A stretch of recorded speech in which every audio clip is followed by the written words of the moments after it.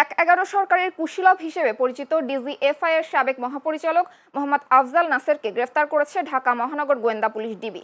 আজ ভোরে রাজধানীর মিরপুর ডিওএইচএস এর ১২ নম্বর সড়কের ৮৬৪ নম্বর বাসা থেকে তাকে গ্রেফতার করার কথা নিশ্চিত করেছে ডিবি। তবে কোন মামলায় গ্রেফতার করা হয়েছে তা জানানো হয়নি। আফজাল নাসের ২০০৭ সালের জুন থেকে ২০০৮ সালের মার্চ পর্যন্ত ডিজিএফআই এর ডিজি ছিলেন। 111 এর সময় ডিজিএফআই এর অ্যান্টি টেরোরিজম ইউনিটে কর্মরত ছিলেন। ওই ইউনিটের প্রধান ছিলেন ব্রিগেডিয়ার জেনারেল এটিএম আমিন। তার নেতৃত্বে গ্রেফতার, নির্যাতন সহ নানা অপকর্মে জড়িয়েছিলেন বলে অভিযোগ রয়েছে। এর আগে ১-১১ সরকারের কুশীলব সাবেক দুই সেনা কর্মকর্তা লেফটেন্যান্ট জেনারেল মাসুদ উদ্দিন চৌধুরী ও লেফটেন্যান্ট জেনারেল শেখ মামুন খালেদকে গ্রেফতার করেছে ডিবি। তারা এখন ডিবির কাছে রিমান্ডে রয়েছেন। ঢাকা মেট্রোপলিটন পুলিশের ডিএমপিতে ৩ কর্মকর্তার নতুন পদায়ন হয়েছে। উপকমিশনার পদমর্যাদার ২ কর্মকর্তা এবং অতিরিক্ত উপকমিশনার পদমর্যাদার ১ কর্মকর্তাকে নতুন দায়িত্ব দেওয়া হয়েছে। রোববার ডিএমপির সংবাদ বিজ্ঞপ্তিতে এ তথ্য নিশ্চিত করা হয়। এতে জানানো হয়, ডিএমপির উপকমিশনার পরিবহন বিভাগ এনএম নাসির উদ্দিনকে উপকমিশনার মিডিয়া অ্যান্ড পাবলিক রিলেশনস হিসেবে পদায়ন করা হয়েছে। এর ফলে তিনি ডিএমপির নতুন মুখপাত্র হিসেবে দায়িত্ব পালন করবেন।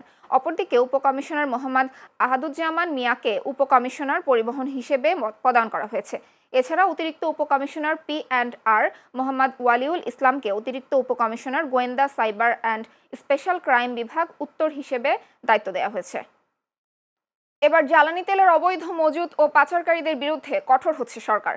তেল মজুত ও পাচারকারীদের সন্ধান দিতে পারলেই ১ লাখ টাকা পুরস্কার দেওয়ার ঘোষণা দেওয়া হয়েছে। আর জ্বালানি ও খনিজ সম্পদ বিভাগের এক সংবাদ বিজ্ঞপ্তিতে জানানো হয়েছে, জ্বালানি তেল পাচারকারী ও মজুতদারদের সম্পর্কে স্থানীয় প্রশাসনকে সঠিক তথ্য দিলে পুরস্কৃত করা হবে। এদিকে মধ্যপ্রাচ্য সংঘাতের কারণে প্রতিদিনই বিশ্ববাজারে জ্বালানি তেলের দাম বাড়ছে। অস্থির হচ্ছে বাংলাদেশ সহ বিশ্ব অর্থনীতি। আন্তর্জাতিক বাজারে তেলের দাম বাড়লেও দেশের বাজারে তেলের দাম বাড়ায়নি সরকার। তারপরেও দেশের পাম্পগুলোতে তেল সংকট দেখা দিয়েছে। প্রতিদিন মোটরসাইকেল সহ গাড়ির দীর্ঘ সারি কমছে না, ঘটছে অনাকাঙ্ক্ষিত ঘটনা। এমন অবস্থায় সরকার কঠোর হয়েছে বলে জানিয়েছে জ্বালানি ও খনিজ সম্পদ বিভাগ। অনলাইনে প্রতারণার মাধ্যমে বাংলাদেশ থেকে পাচার হওয়া প্রায় ৩৬,২২,০০০ মার্কিন ডলার উদ্ধার করেছে অপরাধ তদন্ত বিভাগ সিআইডি। বাংলাদেশি মুদ্রায় যার পরিমাণ প্রায় ৪৪,৪৫,০০,০০০ টাকা। রোববার সিআইডির প্রধান মোসলেউদ্দিন আহমেদ জানান, উদ্ধার করা অর্থ ইতোমধ্যে সোনালী ব্যাংকে সিআইডির অ্যাকাউন্টে জমা হয়েছে। আদালতের নির্দেশনা অনুযায়ী পরবর্তী পদক্ষেপ নেওয়া হবে। জানানো হয়, metaverse foreign exchange group MTFE Dubai ভিত্তিক একটি অনলাইন প্ল্যাটফর্ম এই অর্থ পাচারের সাথে জড়িত। অ্যাপের মাধ্যমে বাংলাদেশ সহ দক্ষিণ এশিয়ার বিভিন্ন দেশে প্রতারণার জাল বিস্তার করে প্রতিষ্ঠানটি। ২০২২ সালের জুনে বাংলাদেশে কার্যক্রম শুরু করে তারা। এমটিএফই ক্রিপ্টোকারেন্সি ও ফরেক্স ট্রেডিংয়ে উচ্চ মুনাফার প্রলোভন দেখিয়ে বিনিয়োগকারীদের আকৃষ্ট করত। ফেসবুক ও ইউটিউবে প্রচারণার মাধ্যমে ঘরে বসে আয়ের লোভ দেখিয়ে বিপুল সংখ্যক মানুষকে যুক্ত করে। ২০২৩ সালের শুরুতে এর বিস্তার দ্রুত বেড়ে যায়। ২১ এপ্রিল সারা দেশে একসাথে শুরু হচ্ছে এসএসসি ও সমমানের পরীক্ষা। সুষ্ঠু, সুন্দর ও নকলমুক্ত পরিবেশে পরীক্ষা আয়োজনের লক্ষ্যে বিশেষ ১১ দফা নির্দেশনা জারি করেছে মাধ্যমিক ও উচ্চশিক্ষা অধিদপ্তর মাউশির মহাপরিচালক প্রফেসর বি.এম. আব্দুল হান্নান স্বাক্ষরিত এই নির্দেশনায় আসন্ন এই পাবলিক পরীক্ষায় যে কোনো ধরনের অনিয়ম প্রতিরোধে সরকারের জিরো টলারেন্স নীতি অনুসরণের কথা পুনর্ব্যক্ত করা হয়েছে। এতে আরও বলা হয়, নির্বাচিত প্রতিটি পরীক্ষা কেন্দ্র সহ কেন্দ্রের প্রতিটি কক্ষে সিসিটিভি ক্যামেরা স্থাপন নিশ্চিত করতে হবে। অচল ক্যামেরাগুলো পরীক্ষা শুরুর আগেই সচল করতে হবে। সিসিটিভি ক্যামেরায় ধারণকৃত ভিডিও যথাযথভাবে সংরক্ষণ করার পাশাপাশি কর্তৃপক্ষ চাইলে তা সরবরাহ করতে হবে। এছাড়া পরীক্ষায় অংশগ্রহণকারী কোনো পরীক্ষার্থী যাতে কোনো উপায়ে নকল বা অসৎ উপায় অবলম্বন করতে না পারে সে বিষয়ে যথাযথ পদক্ষেপ নেওয়ার নির্দেশ দেওয়া হয়েছে। সিরাজগঞ্জের শাহজাদপুর উপজেলার প্রকল্প বাস্তবায়ন কর্মকর্তা আবুল কালাম আজাদের বিরুদ্ধে প্রায় ৩ কোটি টাকা আত্মসাতের অভিযোগ উঠেছে। ২০২০-২১ এবং ২০২৪-২৫ অর্থবছরের বিভিন্ন উন্নয়ন প্রকল্পে কাজ না করে এ অর্থ আত্মসাৎ করা হয়েছে বলে অভিযোগ করা হয়েছে।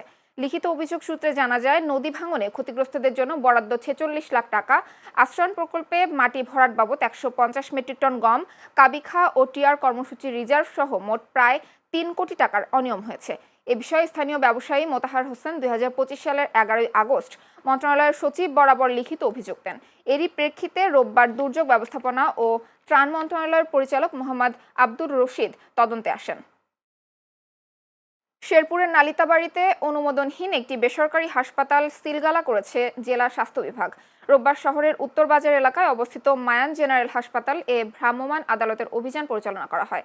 জানা যায়, কোনো ধরনের অনুমোদন ছাড়াই দীর্ঘদিন ধরে হাসপাতালটি সিজারিয়ান অপারেশন সহ বিভিন্ন চিকিৎসা সেবা দিয়ে আসছিল। জানা যায়, এর আগে আকলিমা বেগম নামে এক প্রসূতির সিজারের পর অবস্থার অবনতি হলে তাকে ময়মনসিংহে নেওয়া হয়। পরে চিকিৎসাধীন অবস্থায় তার মৃত্যু হয়। নিহতের পরিবার অভিযোগ, ভুল চিকিৎসার কারণেই হয় এই মৃত্যু। এই অভিযোগের প্রেক্ষিতে অভিযান পরিচালনা করা হয়। ঘটনার পর থেকেই হাসপাতালটি বন্ধ ছিল। পরে আজ প্রশাসন সিলগালা করে দেয় হাসপাতালটি। গাজীপুরের কালিয়াকৈরে অবৈধ গ্যাস সংযোগ বিচ্ছিন্ন করতে অভিযান পরিচালনা করেছে তিতাস। রোববার দুপুর 12টা থেকে শুরু হয় এ অভিযান বিকেল 5টা পর্যন্ত চলে। অভিযানে 11টি অবৈধ গ্যাস সংযোগ বিচ্ছিন্ন করা হয় এবং প্রায় 150টি চুলা অপসারণ করা হয়। তিতাস জানিয়েছে, অবৈধ গ্যাস সংযোগ বন্ধে প্রতি মাসে 2বার করে এ ধরনের অভিযান পরিচালনা করা হয়। গ্যাসের সুষ্ঠু সরবরাহ নিশ্চিত করতে এ ধরনের অভিযান অব্যাহত থাকবে বলেও জানান তিনি। মাদারীপুরের শিবচর থানার ভারপ্রাপ্ত কর্মকর্তা মোহাম্মদ আমির হোসেন সেরনিয়াবাদকে যোগদানের মাত্র 4 দিনের মাথায় প্রত্যাহার করা হয়েছে। গত 24 মার্চ তিনি শিবচর থানায় ওসি হিসেবে দায়িত্ব গ্রহণ করেন তিনি। তবে শনিবার তাকে প্রত্যাহার করে জেলা পুলিশ লাইন্সে সংযুক্ত করা হয়। আমির হোসেন সেরনিয়াবাদের আগে শিবচর থানায় উপপরিদর্শক এবং পরবর্তীতে পরিদর্শক হিসেবে দায়িত্ব পালন করেছেন। সর্বশেষ তিনি ওসি হিসেবে যোগদানের পর মাত্র 4 দিনের মাথায় তাকে প্রত্যাহার করায় সাধারণ মানুষের মধ্যে কৌতূহল সৃষ্টি হয়েছে। তবে এই বিষয়ে শিবচর সার্কেলের সহকারী পুলিশ সুপার মোহাম্মদ সালাউদ্দিন কাদের জানান, ওসি প্রত্যাহার স্বাভাবিক বদলি। শিগগিরই নতুন একজন কর্মকর্তা যোগদান করবেন বলেও জানান তিনি।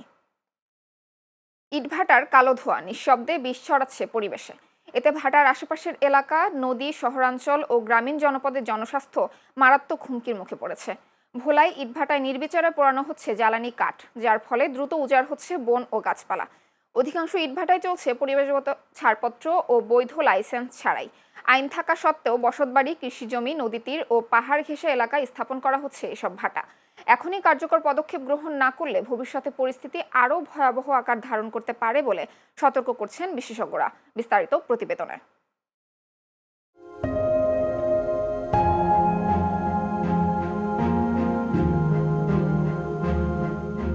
সভ্যতার আধুনিকায়ন ও নগরায়নের অংশবিশেষ ইট। দেশের মোট নির্মাণ শিল্পের প্রায় 80% ইটের ওপর নির্ভরশীল। কিন্তু মাত্রাতিরিক্ত ও নিয়ম বহির্ভূত ইট ভাটা স্থাপন দিন দিন পরিবেশের জন্য হুমকি হয়ে দাঁড়িয়েছে। পরিবেশ অধিদপ্তরের যে আইন রয়েছে, গুটি কয়েক ইট ভাটা মালিক ছাড়া এই আইনের তোয়াক্কা না করে দেশের নানা প্রান্তে অবাধে গড়ে উঠছে ইট ভাটা। পরিবেশ অধিদপ্তরের পরিসংখ্যান অনুযায়ী দেশে 10,000-এর বেশি ইট ভাটা রয়েছে, যার অধিকাংশই অবৈধ।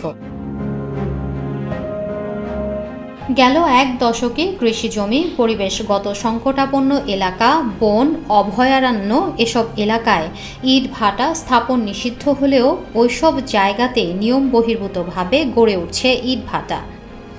বেশিরভাগ জায়গায় কৃষিজমি নষ্ট করা হয়েছে। আইন অনুযায়ী ইটের ভাটায় জ্বালানি হিসেবে কয়লা ব্যবহারের কথা বলা হয়ে থাকলেও অনেক ইট ভাটায় নিম্নমানের কয়লা ও কাঠ ব্যবহার করা হয়। এর ফলে কেটে ফেলা হচ্ছে গাছ, উজাড় হচ্ছে বন, যা জীববৈচিত্র্যকে মারাত্মক ক্ষতি করছে।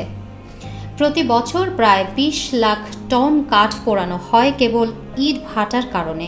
আমাদের যে বিভিন্ন ইট ভাটাগুলো যে আছে, সেখানে কিন্তু অনেকে কাঠ ইউজ করেন কয়লার পরিবর্তে। এই কাঠ ইউজ করার কারণে ওখান থেকে প্রচুর পরিমাণে কালো ধোঁয়া বের হয় এবং এটার মধ্যে কার্বনের কণা থাকে, কার্বন ডাইঅক্সাইড এবং কার্বন মনোক্সাইড, যেটা আমাদের যে স্বাস্থ্যের জন্য খুবই ক্ষতিকর। এটার কারণে আমাদের যে ফুসফুসের ক্যান্সার সংখ্যা বৃদ্ধি পাচ্ছে, আমাদের যে আসলে লাংসের যে বিভিন্ন ধরনের রোগ, যেমন শ্বাসকষ্টজনিত রোগ, হাঁপানি এবং বুকে ব্যথাজনিত রোগ বাড়তেছে।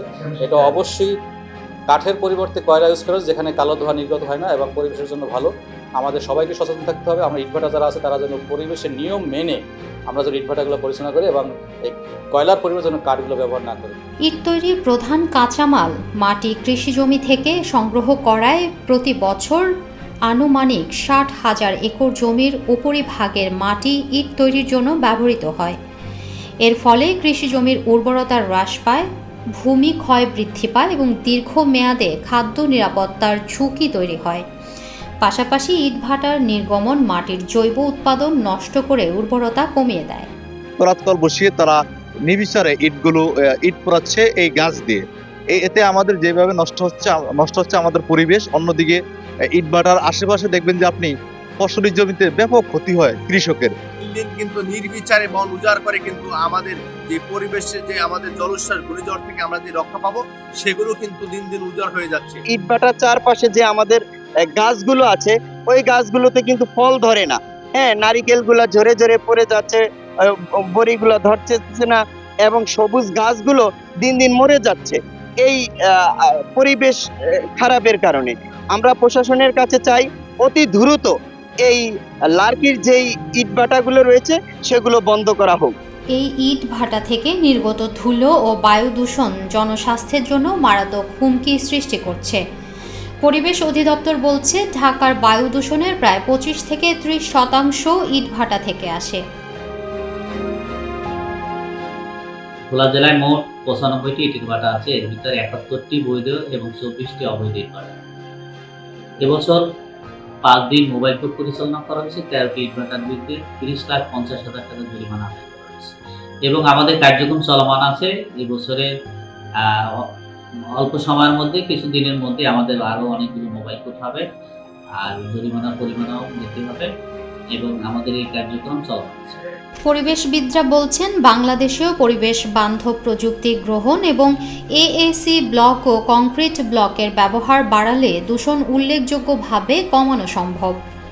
পাশাপাশি সরকারি নিয়ম কানুন কড়া প্রয়োগ ও নজরদারি নিশ্চিত করার আহ্বান তাদের। অন্যথায় দূষণ নিয়ন্ত্রণে সময়মতো পদক্ষেপ না নিলে ইটভাটার বিস্তার দেশের পরিবেশ ও জনস্বাস্থ্যের জন্য আরও বড় সংকট সৃষ্টি করবে। Channel S news desk.